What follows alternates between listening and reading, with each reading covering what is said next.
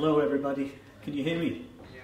That's good because my voice is a little bit croaky today. Was that the air in Rhyl yesterday wasn't quite as pure as it could have been, I don't think, and it's left me with a bit of a gruffity voice, but there you go. Okay, don't I sound strange? Well, you don't know. I can hear myself. I sound really strange from up here, so yeah.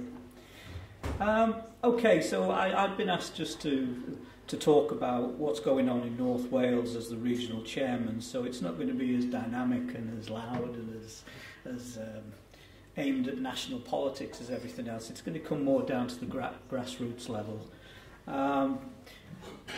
Basically, Wales, and especially North Wales, it's a land of mountains. It's green valleys, pretty seaside towns, small villages, princes, dragons, and sheep, basically. Or at least it used to be like that until recently. And when I say recently, I'm talking about the last 20 or 30 years, over which time a change that's been similar, I think, to what's been happening in England and Scotland and in Northern Ireland, although with Anton's speech there, that certainly shed some light onto the situation in Northern Ireland that I don't think a lot of people appreciate in the UK. That was very interesting. So those pretty seaside towns now, over the last 20 or 30 years, have been destroyed basically by incompetent council. Decisions on, I'll use, everybody knows where Llandudno is, don't they? Yeah, Llandudno? And Rhyl? Yeah? We know about Rhyl? Yeah. Those fronts were beautiful Victorian fronts on promenades. Nearly all of the houses on there, okay, Llandudno's got a lot of hotels, which has helped it to maintain that beauty, but Rhyl has basically become a landlord's paradise. Those beautiful 3-4 story Victorian houses were sold off and turned into bedsits. And sadly, the people that occupy those bedsits are the unfortunates in our society. Drug addicts, people with disabilities, and some unsavoury people, you know? All down to local councils not listening to what the people are actually saying in their constituencies. You know, nobody wanted that to happen, and consequently, Rhyl has suffered more than I think any other town actually across the North Wales coast. Even the quiet villages now have problems with drugs in North Wales. I live in a small town, well, it's a village called Leeswood. It's just outside Mould, and if anybody doesn't know where that is, it's about 12 miles from Chester, which I assume everybody would know where Chester is. We have problems there every night, yeah, with antisocial behaviour and drugs, and yet it is a small village. In Wrexham, one of our largest cities, we've recently witnessed spates of arson attacks on cars. Just a few weeks ago, no fewer than 13 cars were set alight in 1 week. I mean, who sets cars alight and why? I don't know. Needless to say, the police have made little progress in apprehending the culprits, of course, because they're tracking us down for speaking the truth and that kind of thing. Also within the largest cities, drugs paraphernalia has frequently been found in local parks and bus stations, posing a danger to all and everybody who passes by it. The drug spice, has everybody heard of the drug spice? Yeah? That has become a major problem in some of the largest cities in North Wales. It has the effect basically of turning the user into a walking zombie. And it's very, very disturbing, especially for small children. And even adults, you know, the older people as well. Very scary. Other issues that will be no surprise to you that concern North Wales as well, and I'm just to want to say yay if this applies to you as well, are school closures. No school closures. Do you get school closures in England? Some, yeah. We've had several of our primary schools closed. The excuse was they're underpopulated. The truth was they were at near capacity. So why the council has been closing them is a complete mystery to everybody. Roads, everybody's got problems with roads. Yeah? We've got potholes. Well, no, yeah, we've got potholes with a little bit of road around them. That's what we've got, basically. Drainage and surface water, that was one of the major issues in Rhyl last night. Yeah? Lack of public transport. We live in a very rural area, and the bus services are being cut back all the time. The latest one to go is to a little place called Gwenaffield. Instead, in their wisdom, the council has chosen to put on a minibus or a van. A minibus or a van, but you have to phone up to get it. You can no longer get a public bus from that village, and it's creeping in everywhere. Lack of social housing, that somebody mentioned that before, and houses that could, affordable homes. Expensive homes, you know, this is a problem. It's increasing in the regions. I mean, Flintshire, for instance, which is one of our constituencies, is one of the poorest constituencies in the UK, and yet you can't buy a house for less than £100,000. You know, a lot of people there that are on minimum wage, even with 2 people going out, they still can't get on that housing ladder. I did hear today, though, I was listening to the TV this morning, with something I don't usually do, but seeing as I was stuck in a hotel room, I switched the damn thing on, and somebody was saying that Brexit may actually bring about a 35% decrease in house prices. And I thought to myself, well, that might be a good thing. Maybe we can buy a house then.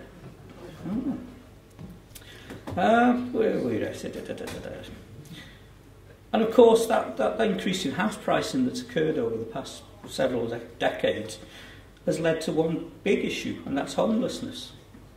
I mean, I think that's we're seeing a lot more of it now, but we're very lucky in North Wales, before I go any further, because we haven't really seen very much of this immigration that's coming in, and we haven't really seen a lot of homelessness like we see in other big cities around England and places like that. And maybe not even South Wales. Where's James?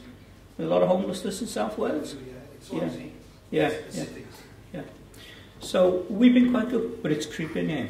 It's all creeping in. We're going exactly the same way. I mean, beautiful place, North Wales. You know, we're very lucky. Our NHS, everybody knows that. We've all moaned about that. England, Scotland, Wales, the whole lot. Ours has suffered greatly under the Welsh Assembly. To me, it needs to go. I mean, how many people feel that the devolved government should be devolved? Or dissolved, I should say. Yes, good. I like that. That's good. We've got 60 AMs, haven't we, James? 60 and 40 MPs. How does that work out? I mean, surely the MPs should be able to do what they need to do for Wales. We just shouldn't need another 60 people to do that. It's just a talking shop, isn't it? Hot air. Okay. I used to work in the NHS. I'm a speech and language therapist. When I worked there in 2002, that's not that I haven't been unemployed since 2002. We went to New Zealand and we've only just recently come back. But when I worked in the NHS, I worked in Glenclwyd, great hospital, and it was supported by community hospitals all around the area. They've all gone. All of them have gone. So what have we got? We've got bed blocking on the emergency wards. We've got A&E, chocker, you know, when it wasn't that bad, they could just go to the community hospital, get it sorted. It's pure madness, pure madness. Other social services as well are buckling under the financial constraints imposed on them from government. Those green valleys as well, everything we always speak about it, the green grass of home, isn't it, James? Green valleys, beautiful green valleys, acres of it, cows, sheep, you know, the works, blue skies, ocean seas, everything like that. There's that many houses proposed to be built, to be developed across Wales. It is unbelievable. Who's going to live in them? I don't know. Yes, we have homeless, but not in these numbers. I'll give you an example. Gwynedd, 8,000 houses they want to build in Gwynedd. 4,000 houses in Anglesey. And all around my area, 400 houses here, 200 there, 300 there. And you can see the creep as you go over the hills. You can see these little towns and villages getting bigger and bigger till eventually they're going to join up. And all that valley, all that beauty and everything will be gone. And God knows what we'll be left with. Again, like I said before, we're very lucky in North Wales. Up until now, we've not really been subjected to the pressure of mass immigration. What we have is mostly Polish. That's not saying I don't like the Polish. A lot of people, with no problems with them. White Christian people. It's just the sheer numbers. Again, there are certain areas in certain towns that have been taken over by them, but they're not a problem, except for the fact that there's a lot of them coming in and it's putting more pressure on jobs for the young people in our areas to find, because you go to a lot of the factories, you'll find that they're mostly Polish. Just one of those things, a fact of life. A more concerning issue, though, and I'm going to use the I word here, is the beginnings of this is Islamic creep, I call it, into North Wales. Now, several mosques have actually been built there. They're mostly on the west coast, over by Anglesey, but on the mainland. And there's a steady increase, and it's becoming more and more apparent, you know. And you can see all the little Welsh people looking around, and looking at these people, what the hell is that? Sort of thing, you know. North Wales is mostly Christian, and it is quite religious compared to other places. We've got the Welsh Methodists and the Presbyterians and various other ones, Catholics, Protestants, whatever, all living quite happily, all under the same thing. There are also several Welsh nationalist groups as well who have issues, even with other Britons moving into North Wales. I mean, I'm sure you've heard the news many years ago about the Sons of Glendower burning down holiday homes and stuff like that. So how they're going to react to Islam is, I don't know, you know, or if they react at all, or whether they've disappeared. But moving over quick, that issue with Islam. I mean, I think the main point about Islam is that it is not just a religion. It's a political ideology, and it's incompatible with our own systems.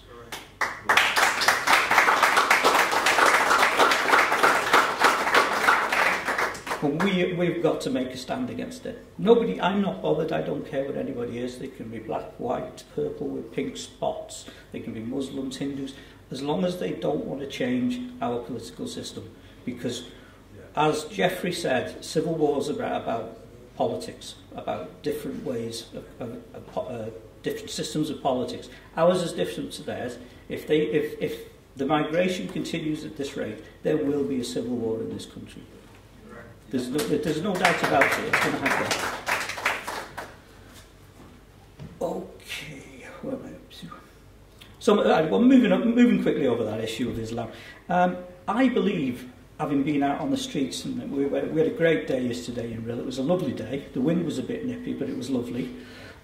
We did fantastically well for the first time out. 28% of the vote. So, yes, Stephen was a little bit disappointed, but I mean, 4 weeks out, we'd only just become known. You know, people are going, "Oh, what's the DVP?" Because people don't know. They still don't know. You know, we're not getting that message out there. But we did great. I had a bit of a ding dong with one of the AMs from the Labour Party, but I won't go into that.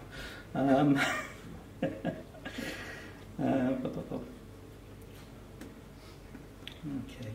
Low turnout, though, again, just like anything these days. And it's the youth that don't seem to be interested, excluding Tom, who's very passionate about that. But no, I mean, I think if 2 young people came to vote yesterday, that's all I saw. Most of them were 50 and upwards. Most of them were coming in on Zimmer frames, you know, they were that committed to doing it. It's worrying, and how we're going to get through to the youth and get them to support our party is a conundrum, because people are having problems and the other party's getting the youth to be interested. Okay. I believe that direct democracy really is the answer to the problems of our country. I mean, I lie in bed sometimes thinking to myself, hang on a minute, we're a country of what are we now, 65 million, 60 million? Yeah, 60 million. I'm thinking, we've got 655 people who sit in a room somewhere creating policies and agendas to suit them and their corporate and banking buddies. And we don't get a say in it. And they come on to us and they give us these agendas and policies and say, oh, you know, vote for me, vote for me, vote for me. And we're stuck trying to pick the best of the worst, you know? This is the best of the best. I mean, we must have our say. People must get their voice back. If we don't, we might as well all just disappear to another country. Okay.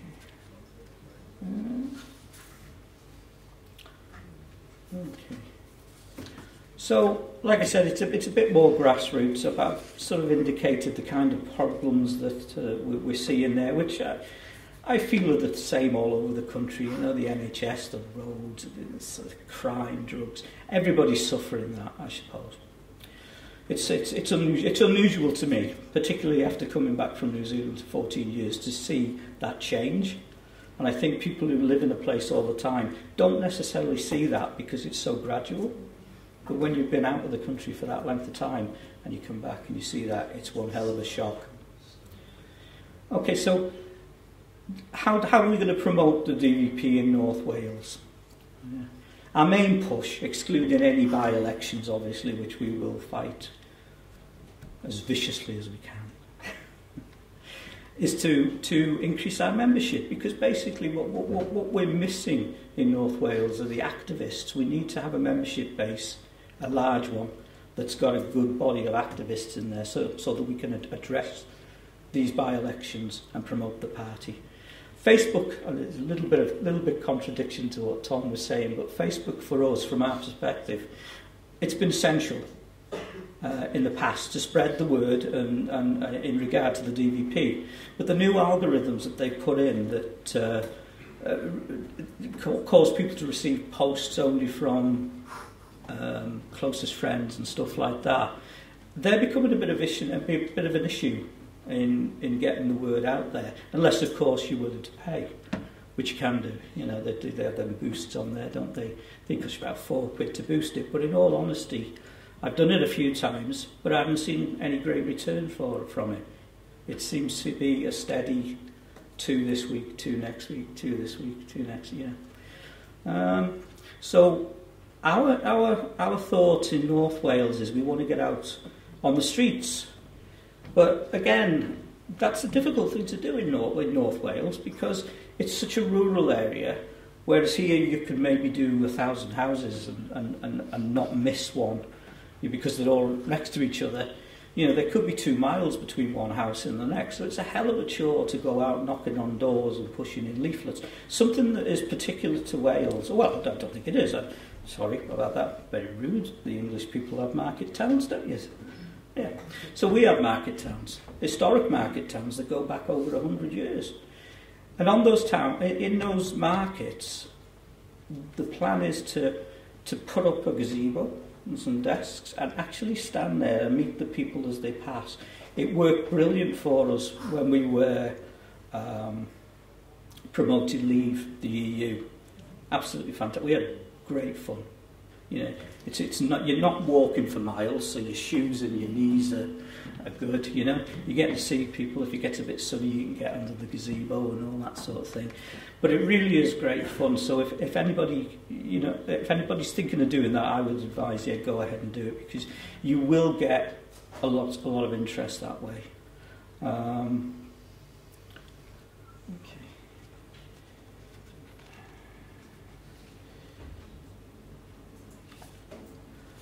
Okay, how North Wales as a whole, basically, I'll just tell you a little bit about it and how I see it fitting into the national plan with the DVP. The population, if anybody hazard a guess, you'll probably know, so you don't tell me. How many people live in Wales, do you think? 4 million? 8 million? 8 million? Wow. 3.2 million, that's all it is.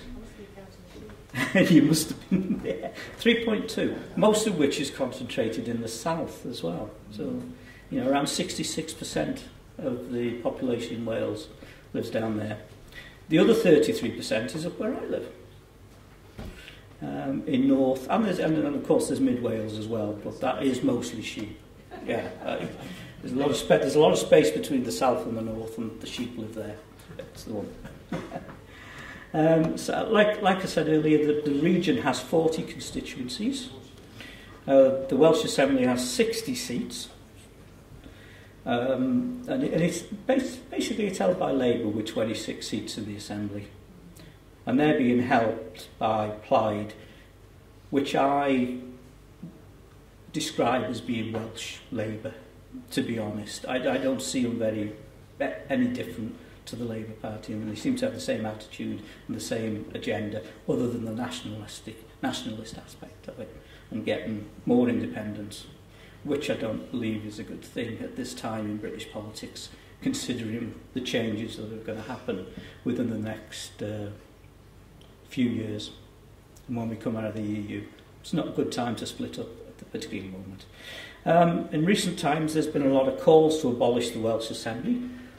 There's James again, who's abolished the Welsh Assembly Party.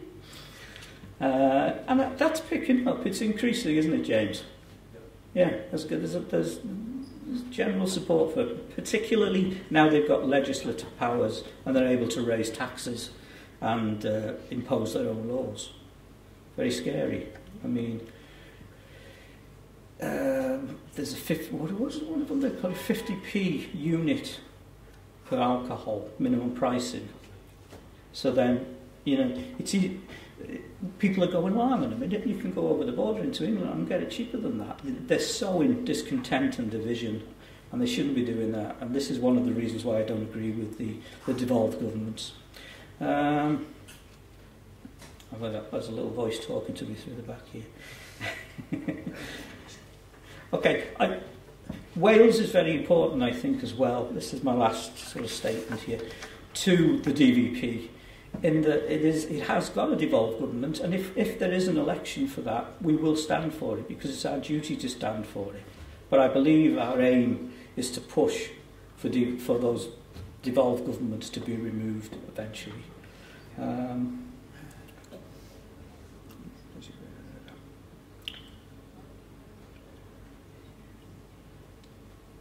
Yeah, so don't think Wales, because it's got a small population or whatever, isn't important to the overall plan, because it is important, particularly as it's got a devolved government, because even if we get people in there, we can start pushing the direct democracy in the Welsh Assembly.